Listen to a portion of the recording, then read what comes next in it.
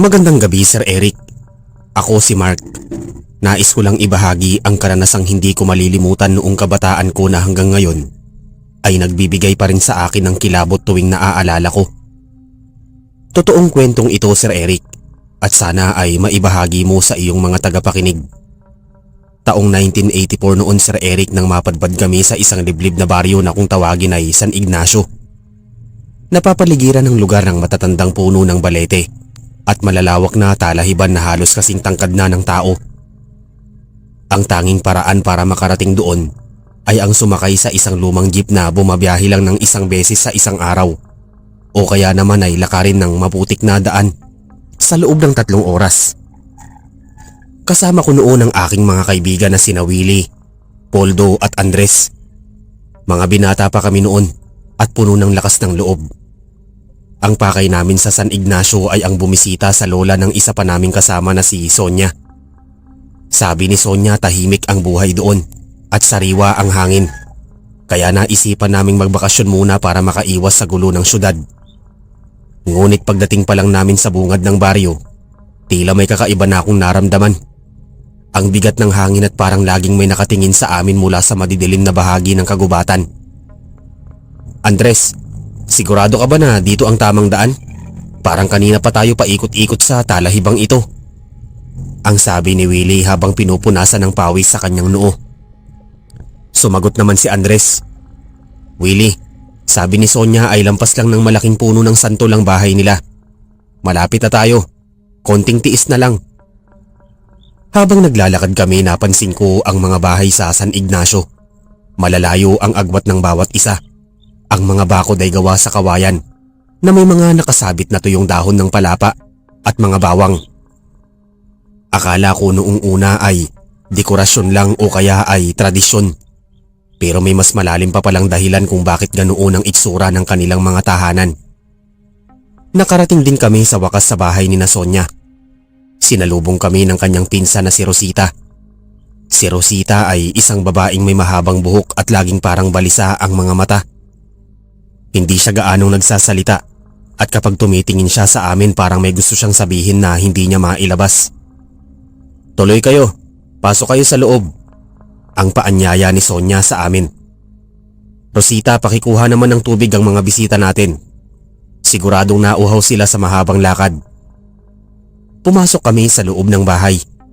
Simple lang ang itsura nito, yari sa kahoy. At may mga bintanang kapis. Pero ang amoy sa loob ay hindi ko nagustuhan. May kung anong malansang amoy na pilit itinatago ng bango ng sinisindihang insenso sa sulok. Poldo, naaamoy mo ba yung naaamoy ko? Parang may nabubulok na karne sa paligid. Bulong ko kay Poldo habang nakaupo kami sa papag. Mark, baka nagkakatay lang sila ng baboy sa kapitbahay.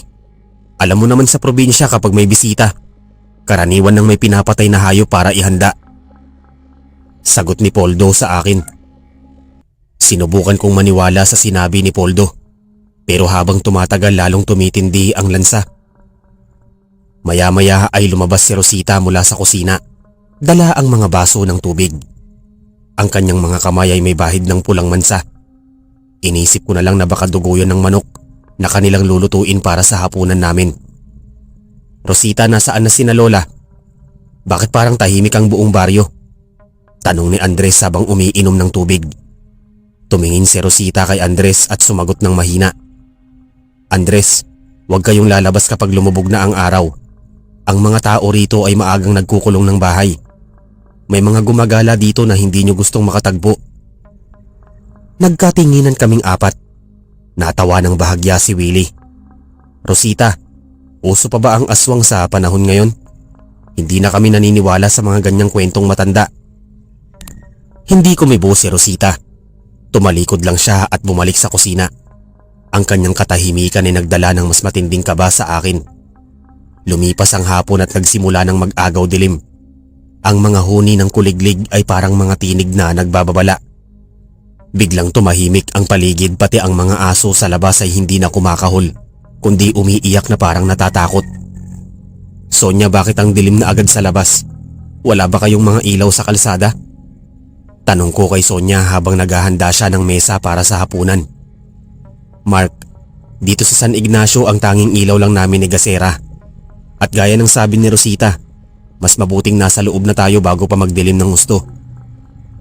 Seryosong sagot ni Sonia. Naupo kami para kumain. Ang ulam na inihain nila ay isang uri ng nilaga. Pero ang karne ay kakaiba. Maitim at masyadong matigas. Hindi ko maipaliwanag ang lasa. Parang may halong pait na hindi ko malunok. Napansin ko na hindi ko makain si Rosita. Nakatingin lang siya sa amin habang nilalaro ang kutsara niya. Poldo, ayos lang ba ang lasa ng kinakain mo? Tanong ni Willie habang pilit na nginunguya ang karne. Willie, parang hindi ito baboy o baka. Masyadong kakaiba ang tekstura. Bulong ni Poldo pabalik. Biglang may narinig kaming kalampag sa bubungan. Parang may mabigat na bagay na lumapag sa itaas. Pagkatapos noon ay sinundan ito ng tunog na parang may kinakalos na kuko sa yari sa kugon na bubong. Napatigil kaming lahat sa pagkain. Ano yun? Tanong ni Andres sabay tingin sa kisame. Wala yun. Baka pusa lang o kaya ay malaking sanga ng puno na nahulog dahil sa hangin. Mabilis na sagot ni Sonia pero halata sa boses niya ang panginginig. Hindi pa natatapos ang sinasabi ni Sonia nang makarinig naman kami ng mahabang huni mula sa malayo. Noong una ay malakas hanggang sa naging mahina at parang malapit na sa bintana. Sabi ng mga matatanda kapag mahina ang tunog ng tiktik, ibig sabihin ay nasa tabi mo lang ito. Rosita, ano ba talaga ang nangyayari dito? Matapang na tanong ni Willie sabay tayo sa kinauupuan niya. Tumayo rin si Rosita at tinignan kami ng diretso. Willie, sinabi ko na sa inyo, huwag kayong maingay. Ang mga nandyan ay nagugutom na. Gabi ng katayan ngayon sa San Ignacio. Anong katayan? Sino ang kinakatay? Tanong ko sa kanya. Ramdam ko na ang panlalamig ng aking mga kamay. Hindi sumagot si Rosita. Sa halip ay itinuro niya ang bintana. Dahan-dahan akong sumilip sa maliit na puwang ng bintanang kapis. Ang nakita ko ay hinding-hindi ko makakalimutan. Sa ilalim ng liwanag ng buwan may mga anino ng tao na naglalakad sa gitna ng kalsada. Pero hindi sila ordinaryong tao. Ang kanilang mga katawan ay mahahaba. Ang kanilang mga braso ay abot hanggang lupa. At ang kanilang mga mata ay nagniningning na parang apoy sa dilim. Mark, anong nakikita mo? Tanong ni Poldo na nasa likod ko na pala. Poldo, wag kang sisilip. Manatili lang tayo dito. Ang babala ko sa kanya. Pero huli na ang lahat dahil nakita na rin niya ang nasa labas. Biglang may kumatok ng malakas sa pinto. Isang malalim na boses ang narinig namin mula sa labas. Buksan mo ang pinto. May dala kaming sariwang karne. Alam naming may mga bisita kayo. Napaurong si Sonia at napahawak sa kanyang dibdib. Si Mang Induyan, ang kapitbahay namin. Pero hindi yan ang boses niya. Iba ang boses na yan. Andres, kumuha ka ng kahit anong pwedeng ipangdepensa. Utos ni Willie habang hinahanap ang kanyang itak sa bag. Ngunit bago pa man makakilos si Andres, ang pinto ay biglang nayanig. Parang may malakas na puwersa na gustong sumira nito mula sa labas. Ang mga kuko na kinakalos ko sa bubungan ay lalong bumilis at dumami. Tila ba pinalilibutan na kami ng mga nilalang na ito. Sir Eric, doon ko naisip na baka hindi na kami makakalabas ng buhay sa San Ignacio. Ang akala namin bakasyon ay naging isang bangungot na gising kami. Sinubukan naming ibarikada ang pinto gamit ang lumang aparador. Nagtulong-tulong kami ni Willie, Poldo at Andres. Si Sonia naman ay naiyak na sa isang sulok habang si Rosita ay kumuha ng asin at isinabog ito sa paligid ng mga bintana. Mark, tumulong ka rito. Huwag mong hayaang mabuksan nila ang pinto. Sigaw ni Poldo habang pilit na itinutulak ang aparador. Habang ginagawa namin yun may narinig kaming parang mabilis na pagaspas ng pakpak. Mula sa itaas ng kisame may bumagsak na itim na likido. Pumatak ito sa balikat ni Willie. Pagtingin niya hindi ito tubig. Malapot ito at napakabaho. Parang nabubulok na laman. Willie, sa itaas! Sigaw ni Andres. Tumingala kami at nakita namin ang isang bahagi ng bubong na unti-unting binubutas ng mahahaba at matatalim na kuko. Isang muka ang sumungaw mula sa butas. Ang balat nito ay kulay abo, walang ilong at ang bibig ay puno ng matutulis na ngipin na may mga hibla pa ng sariwang karne. "Rosita, gawin mo ang dapat mong gawin," sigaw ni Sonia. Kumuha si Rosita ng isang bote ng langis na may kasamang mga ugat ng halaman at ibinato ito sa nilalang sa itaas. Pagkatama ng bote, bumulusok ang isang apoy at naglabas ng nakakangilong tili ang nilalang. Mabilis itong lumayo pero alam naming babalik at babalik sila. "Mark, kailangan nating makahanap ng paraan para makatakas dito bago mag-umaga. Hindi tatagal ang bahay na ito," sabi ni Willie habang hinihingal. "Pero Willie, paano tayo lalabas? Pinalilibutan nila tayo. Nakita mo naman ang dami nila sa labas," sagot ni Poldo na halos mawalan na ng pag-asa. Biglang tumahimik ang paligid. Ang malakas na katok sa pinto ay tumigil. Ang pagaspas ng pakpak sa bubong ay nawala rin. Pero ang katahimikang ito ay mas nakakatakot kaysa sa ingay na narinig namin kanina. Para itong katahimikan bago ang isang malakas na bagyo. "Bakit tumigil sila?" tanong ni Andres. Tumingin si Rosita sa labas ng bintana sa pamamagitan ng maliit na butas. Namutla siya ng husto. "Andres, hindi sila tumigil. Tinatawag nila ang kanilang pinuno. Ang punong katay ay paparating na." "Anong punong katay?" tanong ko. Ramdam ang panginginig ng buong katawan ko. Siya ang pinakamatanda at pinakamalakas sa kanila. Siya ang nagpapasya kung sino ang kakatayin sa gabing ito, sagot ni Rosita. Maya-maya narinig namin ang isang mabigat na yabag. Hindi ito yabag ng hayop, kundi yabag ng isang higanting tao. Ang lupa ay tila nayayanig sa bawat hakbang nito. Kasabay nito ang tunog ng bakal na kinakaladkad sa lupa. Isang malaking kutsilyo o itak na ginagamit sa pagkatay. "Mark, Poldo, Willie, Andres, sa silong. Doon tayo magtago," utos ni Sonia. Mabilis kaming bumaba sa maliit na hagdan patungo sa silong ng bahay. Ang silong ay madilim at puno ng mga lumang gamit. Doon kami nagsiksikan, pilit na hindi gumagawa ng anumang ingay. Rinig na rinig namin ang pagpasok ng kung anong mabigat na nilalang sa itaas ng bahay. Ang sahig na gawa sa kawayan ay lumalagotok sa bawat hakbang nito. "Nasaan ang mga bisita?" Isang boses na parang nanggagaling sa ilalim ng lupa ang narinig naming nagtanong. Hindi ito boses ng tao, parang pinagsamang ungol ng hayop at kalos ng bato. "Wala sila rito. Umalis na sila kanina pa bago magdilim," narinig naming sagot ni Rosita. Ang tapang ng boses niya kahit alam naming takot na takot din siya. "Nagsisinungaling ka, Rosita. Naaamoy ko ang kanilang dugo. Naaamoy ko ang takot nila." Ang sarap ng takot ng mga taga-syudad. Mas malambot ang kanilang mga laman. Nararamdaman ko ang pawis na gumugulong sa aking muka. Napatingin ako kay Willie na nasa tabi ko. Napatakip ang kamay niya sa kanyang bibig para hindi makagawa ng ingay. Si Poldo naman ay nakapikit at tila nagdarasal ng tahimik. Si Andres ay mahigpit na nakahawak sa isang pirasong kahoy na nakuha niya sa silong. Biglang may tumulo muli sa amin mula sa itaas.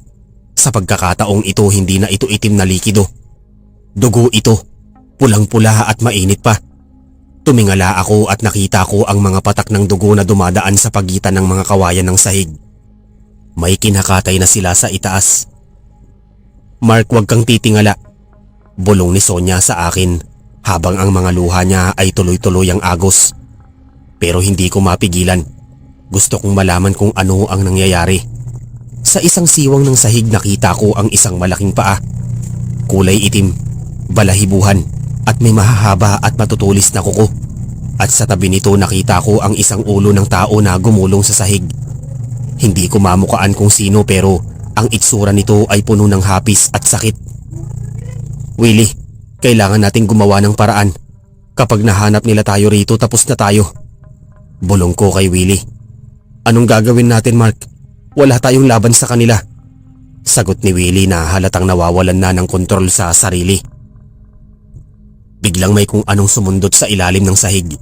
Isang mahabang daliri na may matulis na kuko ang pilit na pumasok sa pagitan ng mga kawayan. Saktong sa tabi ng paa ni Poldo. Napatalon si Poldo sa takot at hindi sinasadyang nasipa ang isang lumang balde. Ang tunog ng balde ay parang isang hudyat sa buong bahay. Tumigil ang lahat ng ingay sa itaas. Ang mabigat na yabag ay tumigil din mismo sa tapat ng kinalalagyan namin sa silong. "Nandyan pala kayo sa ilalim," ang sabi ng boses. Narinig namin ang pag-angat ng isang bahagi ng sahig. Ang liwanag ng buwan ay pumasok sa silong at doon namin nakita ang muka ng punong katay.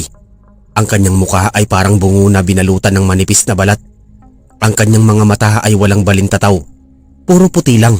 Ang kanyang bibig ay nakangisi. Nagpapakita ng mga ngiping dilaw at matutulis. "Takbo!" sigaw ni Andres. Hindi na kami nag-isip. Mabilis kaming gumapang palabas ng silong patungo sa likod ng bahay kung saan naroon ang talahiban. Hindi na namin inisip kung saan kami pupunta. Basta ang mahalaga ay makalayo sa bahay na yon. Naririnig namin ang kanilang mga tawa at hiyaw sa likuran namin. Parang naglalaro lang sila. Hinahayaan muna kaming makalayo bago nila kami muling habulin. "Poldo, bilisan mo. Huwag kang hihinto," sigaw ko habang hinahawi ang matatalas na dahon ng talahib. Nakarating kami sa isang bahagi ng gubat na mas madilim pa kaysa kanina. Ang mga puno dito ay tila may mga muka na nakamasid sa amin. Habang tumatakbo kami, napansin namin na hindi na kami 5. 4 na lang kami. "Nasaan si Andres?" tanong ni Willie sabay hinto at lumingon sa likod. "Andres! Andres!" tawag namin pero walang sumasagot. Ang tanging narinig lang namin ay ang malakas na pagaspas ng mga pakpak sa itaas ng mga puno. "Willie, wag na nating balikan si Andres. Kailangan nating iligtas ang ating mga sarili," sabi ni Poldo bagamat bakas sa mukha niya ang matinding lungkot at takot. Habang nagpapatuloy kami sa pagtakbo, may narinig kaming isang malakas na sigaw mula sa direksyon kung saan kami nanggagaling. Sigaw yun ni Andres, isang sigaw ng matinding sakit na biglang naputol. Alam na namin ang nangyayari sa kanya. Wala kaming nagawa kundi ang patuloy na lumuha habang tumatakbo para sa aming buhay. Nakarating kami sa isang maliit na sapa. Ang tubig ay malamig pero hindi kami nagdalawang isip na tumawid. Sabi nila ang mga aswang at maligno ay takot sa tubig o kaya naman ay nahihirapan silang tumawid sa mga sapa. "Dito muna tayo, Poldo. Magpahinga muna tayo ng sandali," sabi ko habang hinihingal at napaupo sa isang malaking bato. "Mark, hindi tayo pwedeng magtagal dito. Malapit na silang mahanap tayo." Ang babala ni Willie. Habang nagpapahinga kami, napansin ko ang isang maliit na kubo sa di kalayuan. May ilaw ito ng gasera sa loob. Inisip namin na baka may tao doon na pwedeng tumulong sa amin. Dahan-dahan kaming lumapit sa kubo. "Tao po, maaari po bang humingi ng tulong?" tanong ni Willie habang kumakatok sa pintuan ng kubo. Bumukas ang pinto at lumabas ang isang matandang lalaki. Ang kanyang balat ay kulubot na at ang kanyang buhok ay puting-puti na. Hawak niya ang isang tungkod na gawa sa kahoy ng kulasiman. "Mga bata, anong ginagawa niyo rito sa gitna ng gabi sa San Ignacio?" tanong ng matanda. Ang kanyang boses ay mahina pero may otoridad. "Lolo, tinutugis po kami ng mga aswang. Kinatay po nila ang kaibigan naming si Andres," paliwanag ni Poldo habang umiiyak. Tumingin ang matanda sa amin ng malalim. "Pasok kayo. Dito sa kubo ko. Hindi sila makakalapit." Ako si Mang Tino, ang albularyo ng lugar na ito. Pumasok kami sa loob. Ang kubo ay puno ng mga tuyong dahon, mga bote ng kung anong likido at mga krus na gawa sa kahoy. Pakiramdam namin na ligtas na kami sa loob. Binigyan kami ni Mang Tino ng mainit na inumin na gawa sa mga ugat. "Salamat po, Mang Tino. Akala po namin ay katapusan na namin," sabi ko pagkatapos uminom. "Mark, ang San Ignacio ay hindi lugar para sa mga hindi taga rito. Sa gabing ito, ang buwan ay nasa tamang posisyon para sa kanilang ritual. Ang katayan ay hindi lang para sa pagkain, kundi para sa kanilang lakas," paliwanag ni Mang Tino habang naglalagay ng mga dahon sa pintuan. "Pero lolo, bakit pati si Sonia at Rosita ay tila kasama nila?" tanong ni Willie. Bumuntong hininga ang matanda. Sonia at Rosita, bahagi ng pamilya na matagal nang naninirahan dito. Hindi sila aswang, pero sila ang nagsisilbing taga-akit ng mga biktima. Yun ang kanilang kabayaran para hindi sila saktan ng mga nilalang na yon. Nagulat kami sa narinig namin. Ibig sabihin ng kaibigan naming si Sonia ay sadyang dinala kami roon para maging alay. Ang galit at takot ay lalong tumindi sa aming mga puso. Kailangan nating makaalis dito bago mag-umaga. Lolo, tulungan niyo po kami. Pakiusap ni Poldo. Tutulungan ko kayo, Poldo. Pero kailangan ninyong sundin ang lahat ng sasabihin ko. Huwag kayong lilingon sa likod. Kahit anong boses ang marinig nyo kapag lumingon kayo. Mawawalan ng bisa ang proteksyong ibibigay ko sa inyo. Sabi ni Mang Tino. Binigyan niya kami ng bawat isa ng isang maliit na supot na may lamang asin at luya at isang piraso ng tanso. Sinabihan niya kaming itago ito sa aming mga bulsa at wag nang bibitawan. Lalabas na sana kami ng kubo nang biglang yanigin ng paligid ng isang malakas na dagundong. Ang punong katay ay nahanap na kami. Tino, ilabas mo na ang mga taga-syudad. Hindi mo sila pwedeng itago sa akin. Sigaw ng nilalang mula sa labas. Tumingin sa amin si Mang Tino. Takbo na. Sundin ang agos ng sapa patungo sa timog. Doon nyo makikita ang lumang tulay. Kapag nakatawid kayo roon, ligtas na kayo. Huwag lilingon. Mabilis kaming lumabas sa likod ng kubo. Narinig namin ang bakbakan sa pagitan ni Mang Tino at ng punong katay. Ang mga dasal ng albularyo at ang mga ungol ng aswang ay naghalo sa hangin. Patuloy kaming tumakbo sa gilid na sapa. Mahigpit na hawak ang mga supot na ibinigay sa amin. Mark, naririnig mo ba yon? Tanong ni Willie habang tumatakbo kami. May naririnig kaming mga tinig. Tinig ni Andres. Mark, Poldo, Willie, tulungan niyo ko. Ang sakit. Bakit niyo ko iniwan?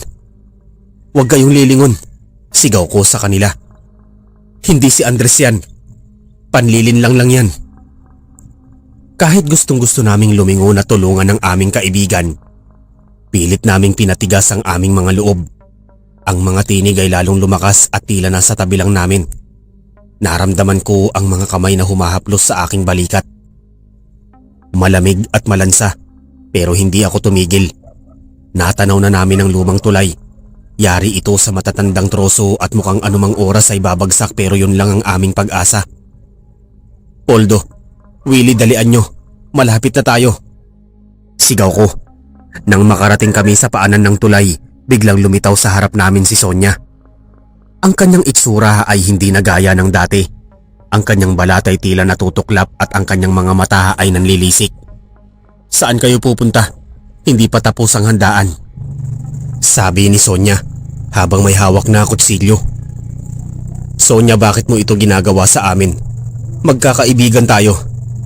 Sigaw ni Poldo na hindi makapaniwala sa nakikita. Sa San Ignacio, walang kaibigan, Poldo.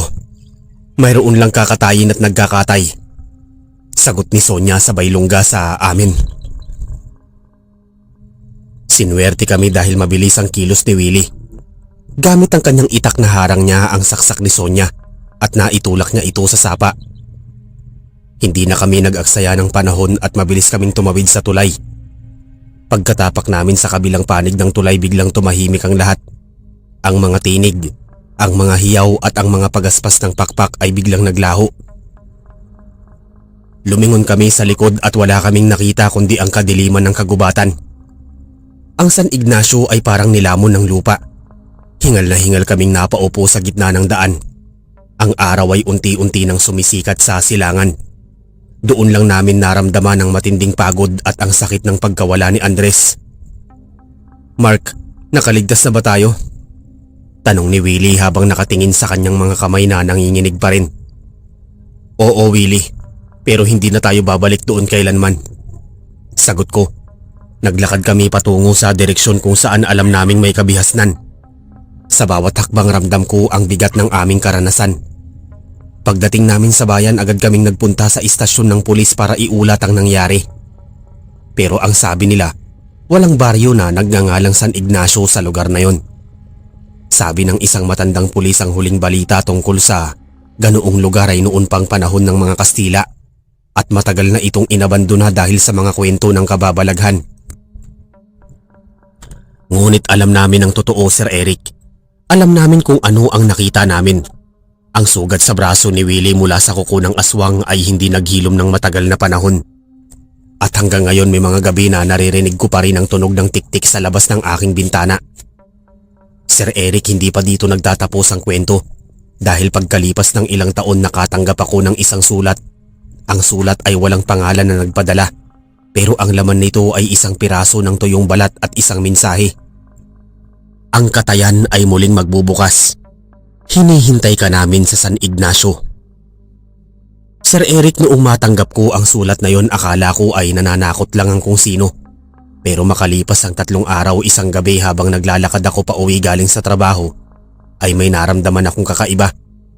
Ang simoy ng hangin ay biglang nagbago. Nawala ang amoy ng usok ng mga sasakyan at napalitan ito ng malansang amoy ng nabubulok na karne at sariwang dugo. Iyong-iyo ang amoy sa San Ignacio. Napahinto ako sa tapat ng isang madilim na iskinita. Doon nakita ko ang isang figura na nakatayo. Noong una akala ko ay palaboy lang pero nang tumama ang liwanag ng poste ng ilaw, nanindig ang balahibo ko. Si Poldo, pero hindi na ito ang Poldo na kilala ko. Ang kanyang balat ay tila tuyong papel na nakadikit na lang sa kanyang mga buto at ang kanyang mga mata ay malalim at tila walang buhay. Mark, tinatawag na tayo. Ang sabi ni Poldo. Ang boses niya ay hindi na galing sa lalamunan, kundi parang hanging lumalabas sa isang butas na kawayan. Hindi tayo nakatakas, Mark. Pinahiram lang nila tayo ng panahon para tumaba. Poldo, anong pinagsasasabi mo? Halika na. Dadalhin kita sa ospital. Ang sabi ko. Kahit na ang totoo ay gusto ko nang tumakbo palayo. Umiling lang si Poldo. Itinaas niya ang kanyang damit at doon ko nakita ang isang malaking hiwa sa kanyang tiyan na tila tinahi gamit ang baging ng halaman. Walang dugo, puro itim na likido lang ang lumalabas. Kinuha na nila ang loob ko, Mark. Ako na ang bagong tagapaghatid. Kasunod na si Willie. At huli ka, dahil ikaw ang may pinakamasarap na takot.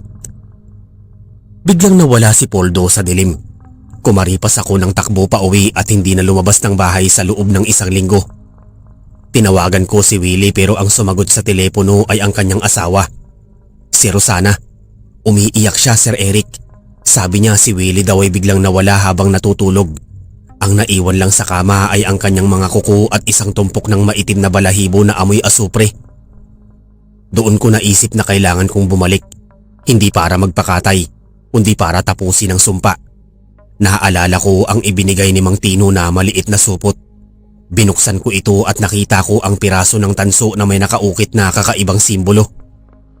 Naaalala ko ang sinabi niya, ang tanso ang susi sa kanilang katayan. Kinuha ko ang aking lumang bag at nag-impake. Nagdala ko ng maraming asin, bawang at isang matalim na itak na ipinabindisyon ko pa sa isang matandang poroko. Sumakay ako sa bus patungo sa probinsya kung saan matatagpuan ang San Ignacio. Alam kong hindi ito makikita sa mapa, kaya kailangan kong hanapin ang sapa kung saan kami tumawid noon ni Willie at Poldo. Pagkalipas ng 2 araw na paglalakbay narating ko ang dulo ng kalsada. Nilakad ko ang masukal na gubat. Sir Eric, kahit 5 taon na umipas tila hindi nagbago ang gubat. Ang mga puno ay tila yumuyukod pa rin sa direksyon ng baryo. Hanggang sa narinig ko muli ang tunog. Ngunit sa pagkakataong ito hindi lang isa. Libo-libong tiktik ang tila sumasabay sa bawat hakbang ko. Nakarating ako sa sapa. Ang tulay na kahoy ay wala na doon, pero ang tubig ay tuyo na. Ang dating sapa ay isa na ngayong kanal ng itim na putik. Tumawid ako at doon ko nakita ang unang bahay ng San Ignacio. Wala ng tao, pero ang mga pinto ay nakabukas. Sa gitna ng kalsada nakita ko si Sonia. Nakatayo siya doon. Hawak ang isang mahabang bakal na kawit. Mark, bumalik ka, ang sabi ni Sonia. Wala na ang kanyang maskara na pagiging tao. Ang kanyang liig ay mahaba at tila nakapulupot na parang ahas. Gutom na ang punong katay. At si Andres ay naghihintay na sayo sa lamesa. Hindi ako kumibo. Inihanda ko ang aking itak at ang supot ng asin. Nasaan si Willie? Nasaan si Poldo? Ang tanong ko habang dahan-dahang lumalapit. Tumawa si Sonia, isang tunog na parang basag na palayok. Si Willie ay nasa loob na ng ating mga tiyan. Si Poldo naman ay nagsisilbing anino namin sa syudad. At ikaw, Mark, ikaw ang magiging huling putahe para sa gabing ito. Biglang lumabas mula sa mga anino ang mga nilalang, ang mga aswang ng San Ignacio. Hindi na sila nagtatago. Ang kanilang mga katawan ay hubad, kulay abo ang balat, at ang kanilang mga dila ay mahahaba na tila mga latigo. Pinalibutan nila ako. Ang punong katay ay lumabas mula sa malaking puno ng balete. Hawak pa rin niya ang dambuhalang itak na ginagamit niya sa pagkatay. Mark, ang iyong puso. Ang iyong puso ang pinakahihintay ko. Ang ungol lang punong katay. Noong sandaling yun, Sir Eric, naramdaman ko ang matinding takot pero hinaluan ito ng galit. Galit para kay Andres, para kay Willie, at para sa buhay na sinira nila. Dinukot ko ang piraso ng tanso mula sa aking bulsa at itinaas ko ito. Sabi ni Mang Tino, ito ang susi. Sigaw ko. Nang makita ng punong katay ang tanso, napaatras siya. Ang kanyang mga puting mata ay tila nag-apoy sa galit. Ang albularyong yun, dapat ay pinatay ko na siya noon pa. Hindi mo na magagawa yun dahil tapos na ang katayan ninyo. Ang sagot ko habang isinasabog ang asin sa paligid ko. Ang bawat butil ng asin na tumama sa kanila ay tila naging baga. Nagsisigaw sila sa sakit. Ang balat nila ay umuusok at naglalabas ng nakakasulasok na amoy ng sunog na laman. Ginamit ko ang pagkakataong yun para sumugod. Hindi sa punong katay, kundi sa malaking puno ng balete sa gitna ng baryo. Doon ko nakita ang isang malaking banga na nakabaon sa pagitan ng mga ugat. Alam ko, Sir Eric, na doon nakatago ang kanilang mga bituka, ang kanilang mga buhay. "Wag, Mark! Wag!" Sigaw ni Sonia habang sinusubukan akong abutin ng kanyang mahabang dila. Iniwasan ko ang kanyang dila at gamit ang itak ko, biniak ko ang banga. Ang lumabas doon ay hindi tubig, kundi libu-libong uod na kulay pula at mga piraso ng bulok na laman na tila humihinga pa. Ibinuhos ko ang buong supot ng asin at ang lahat ng langis na ibinigay ni Mang Tino sa loob ng banga. Isang nakakangilong tili ang umalingaw-ngaw sa buong San Ignacio. Ang punong katay ay napaluhod. Ang kanyang katawan ay unti-unting natutunaw na parang kandila. Ang mga aswang sa paligid ay nagsimulang mag-apoy ng kusa. Maging si Sonia ay naglaho na parang abo sa hangin. Ngunit bago tuluyang maglaho ang punong katay, tumingin siya sa akin. "Mark, biniak mo ang banga. Pero ang dugo ng San Ignacio ay nasa loob mo na. Kinain mo ang aming karne. Hindi ka na magiging tao muli." Napahawak ako sa aking tiyan.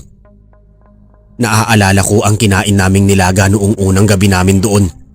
Ang pait na nalasahan ko, yun na pala ang sumpa. Nagsimulang gumuho ang mga bahay sa San Ignacio. Ang gubat ay tila bumabalot muli sa lugar na yon. Tumakbo ako palabas, hindi lumingon, hanggang sa marating ko ang kalsada kung nasaan ang mga tao. Pero nang tumingin ako sa salamin ng isang nakaparadang sasakyan, napansin ko ang aking mga mata. May bahid na ito ng kulay puti. "Sir Eric, nakabalik nga ako sa Maynila, pero hindi na ako ang dating Mark. Tuwing gabi mas matalas ang pandinig ko. Naaamoy ko ang dugo ng mga tao sa paligid ko. Tuwing titingin ako sa karne sa palengke, hindi ako nagugutom. Naglalaway ako."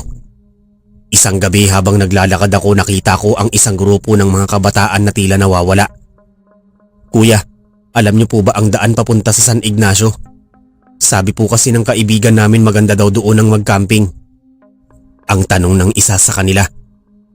Tumingin ako sa kanila. Gusto ko silang balaan, gusto ko silang paalisin, pero ang lumabas sa bibig ko ay, "Oo mga bata, hali kayo. Ituturo ko sa inyo ang daan. Masarap ang hangin doon at siguradong hindi kayo makakalimot sa inyong mararanasan." Sir Eric, hindi ko mapigilan ang sarili ko noong gabing yon. Habang naglalakad kami ng mga kabataang yun patungo sa madidilim na bahagi ng kagubatan na tila bumubukas lang para sa akin, nararamdaman ko ang bawat tibok ng kanilang mga puso. Ang bango ng kanilang takot ay tila musika sa aking pandinig. "Kuya Mark, malayo pa ba tayo? Parang wala namang bahay dito." Tanong ng isang lalaki sa grupo. Jojo ang pangalan niya. "Malapit na tayo, Jojo. Konting hakbang na lang." Sagot ko habang ang boses ko ay unti-unti nang kumakapal at nagiging paos. Nakarating kami sa isang bakanting lote sa gilid ng isang abandonadong bodega sa labas ng syudad. Isang lugar na hindi mo aakalaing magiging lagusan muli patungo sa San Ignacio. Biglang lumamig ang paligid. Ang amoy ng asupre at lansa ay muling bumitaw sa hangin. Sa gitna ng dilim nakita ko ang anino ng punong katay na tila naghihintay. Bagamat alam kong ako na ang nagsisilbing katawan niya sa mundong ito. Mark, simulan na ang piging. Tila bulong ng hangin sa aking tenga. Ngunit bago ko pa man sila madala sa tuluyang kapahamakan, may isang bagay na pumipigil sa akin sa loob ng bulsa ko. Naramdaman ko ang init ng piraso ng tanso na ibinigay ni Mang Tino. Kahit na natunaw na ang banga ng kanilang buhay, ang tansong yun ay nananatiling saksi sa aking pagkatao. Ang init nito ay tila nanonood sa aking balat. Nagpapaalala sa akin nina Andres, Willie at Poldo. Tumakbo kayo. Biglang sigaw ko sa mga kabataan. Bakit po Kuya Mark? Naguguluhang tanong nila. Tumakbo kayo. Wag na kayong lilingon. Wag kayong magtitiwala sa kahit kanino sa gabing ito. Alis! Bulyaw ko habang nararamdaman ko ang paghaba ng aking mga kuko at ang pag-iba ng anyo ng aking mga mata. Nagpulasa ng mga kabataan sa takot. Nang makaalis sila, naiwan akong mag-isa sa dilim. Nakikipagbuno sa halimaw na nasa loob ko. Napaluhod ako sa lupa. Pilit na isinusuka ang itim na likidong tila kumakain sa aking mga bituka. Doon ko naisip na hanggat buhay ako, ang San Ignacio ay mananatiling banta. Ang sumpa ay hindi matatapos hanggat may dugong dumadaloy sa aking mga ugat. Kinuha ko ang aking itak. Ang itak na ginagamit ko noon sa San Ignacio. Tinignan ko ang aking mga kamay na hindi na mukhang tao. Ang balat ko ay kulay abo na at ang mga ugat ko ay maitim na tila mga uod na gumagapang. Hindi nyo na ako makukuha muli. Bulong ko sa hangin. Isinaksak ko ang piraso ng tanso sa aking sariling dibdib, saktong sa tapat ng aking puso. Isang nakakangilong sakit ang naramdaman ko. Kasabay ng isang liwanag na tila nang gagaling sa mga dasal ni Mang Tino. Narinig ko ang huling hiyaw ng punong katay sa loob ng aking isipan. Isang hiyaw na pagkatalo at galit bago ito tuluyang naglaho kasabay ng aking hininga. Unti-unting nagliwanag ang paligid. Ang malansang amoy ay napalitan ng bango ng mga tuyong dahon at basang lupa. Sa pagmulat ng aking mga mata, nakita ko ang mga anino ni na Andres, Willie at Poldo. Hindi na sila mga biktima, kundi mga kaibigang naghihintay sa akin sa isang lugar na wala ng katayan, wala ng aswang at wala ng takot. Dito nagtatapos ang kwento ng San Ignacio sa aking buhay, Sir Eric. Yan ang huling tagumpay ko laban sa mga aswang ng liblib na baryo. Salamat sa pakikinig, Sir Eric. Sana ay hindi mo malimutan ang aral ng kwentong ito. Dahil sa bawat dilim, may mga nilalang na naghihintay. Pero mayroon ding liwanag na handang lumaban hanggang sa huling hininga.